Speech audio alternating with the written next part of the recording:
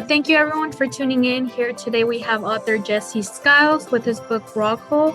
If you can go ahead and introduce yourself and tell us a little bit about your book. Hi, this is Jesse Skiles. I'm the author of, like Melissa said, of Rock Hole. Rock Hole is a story about two families traced from 100 years ago to the present time and the difficulties they face in their intermarriage in the families. And the book continues to move every other chapter back 100 years and then forward to the present, right up until the end. Okay. Can you tell us what inspired you to begin the journey of writing this book? The inspiration for the book came from the fact that it was a place that existed in my childhood, a real place that I frequented often. As young kids, we went swimming there, and a lot of the things that show up in the book actually happened. Not the freaky, demonish things, but some of the incidences in the book, the events that occurred, actually happened in my everyday life when frequenting Rock Hole.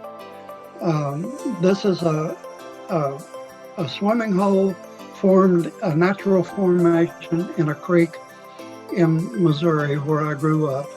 And we often saw snakes in the water. These would be cottonmouths mostly, water moccasins, and if there was activity in the water, of course, the snakes wouldn't hang around, they would disappear. But that's one of the things that occurs in the book, something that actually happened. There are other instances, I won't cover them all, it would take too long. But my inspiration for writing about that place was because it was something I identified with. So that made the story easier to write because it was a real place to me. What would you say is a difficulty that you faced while in the process of writing and publishing this book? I think the biggest obstacle I had to overcome when writing this book was keeping the characters and the events straight when moving 100 years in the past. Writing the present wasn't too much of a task, but when you move into the past, especially that far into the past, there's a lot of difficulty in traditions and current day things that you have to focus on, because, well, let's face it, back then they didn't have cars, for one thing. Big cities were few and far in between. They were mostly small towns and villages. The dress was a lot different then than it is nowadays. These are things that, and the language, the way they spoke was a lot different at that time. These are things that I had to take into consideration. And I'll just say that it didn't come naturally.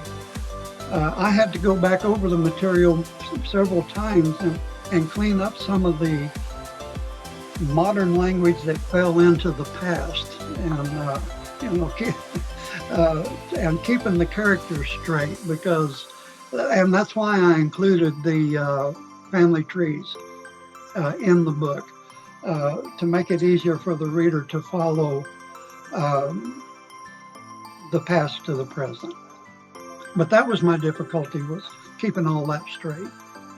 Yeah, well, like they say, with every journey comes difficulty. So it's great that you were able to bring this story to the world for people to read and enjoy. What would you say is a message that you would like people to take from the book?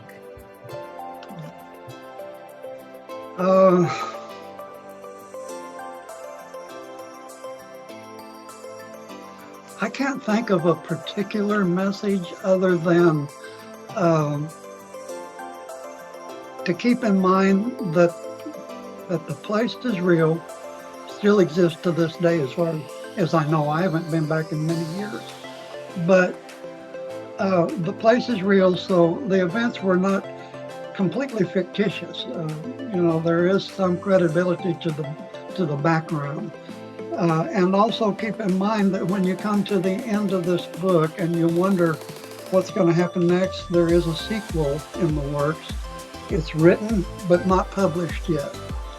But anyone who picks this book up, I've had many comment on the fact that they'd like to know what happens next. They can't. Some know that the sequel's coming out. I believe I included that information on my website. So, what would you say was your favorite part of writing this book? My favorite part has to be the investigation put forth by Stoney and Susie, two of the main characters in the story. They were related to the boy that was killed at Rockhole in the beginning. His name was Brian. He was Stoney's brother, and Brian's wife was Susie's sister, and she was in the hospital in a coma because of the events that happened in the opening chapter of the prologue. So they were investigating what really happened to those two at Rockhole that night, and because they were unsatisfied with the official reports that they were getting on the investigation. So they conducted their own. And as I went through and wrote this story and pieced together how they would make progress with this personal investigation of theirs, I think I began to identify with those two, and seeing some of myself. And I think some of myself actually is projected into the story with these characters. I wouldn't dare to say what that is. Let the readers beware. But it's. I think that was my favorite part, was following the events that happened with those two characters, Stoney and Susie. That's great. And it's great that you were able to bring this story out into the world for people to read and enjoy. If for the people interested in purchasing your book, where can they find it? There are several places. If they go to my website, authorjesseskiles.com, there's a button there that will send them to one or more places where the book can be purchased. It's available at all the online outlet stores, Amazon.com, Barnes & Noble, iTunes, Google Play. I think even Walmart has it on there online for sale. So pretty much any place that sells books, it'll be available online. It is available in some bookstores throughout the country and even in other countries. I think Australia has one of their largest bookstores is carrying the book in the store, but mostly it's available online in hardback, paperback, and in ebook. Great. Is there anything else you would like to let your readers know, or your future readers, before we end this interview? Enjoy reading the story and watch for the sequel. Okay, thank you so much. So you heard it here. The author tell us about his book and where you can purchase it. You can visit his website, authorjesseskiles.com, and find out even more about his sequel as well. Thank you so much for sharing with us your story and a little background information on what inspired you to write this. Really appreciate it. It's great hearing from the author itself. Sometimes we read books and we don't really know what the author was thinking while in the process of writing this book. So such a great opportunity to hear, from the author himself. Thank you.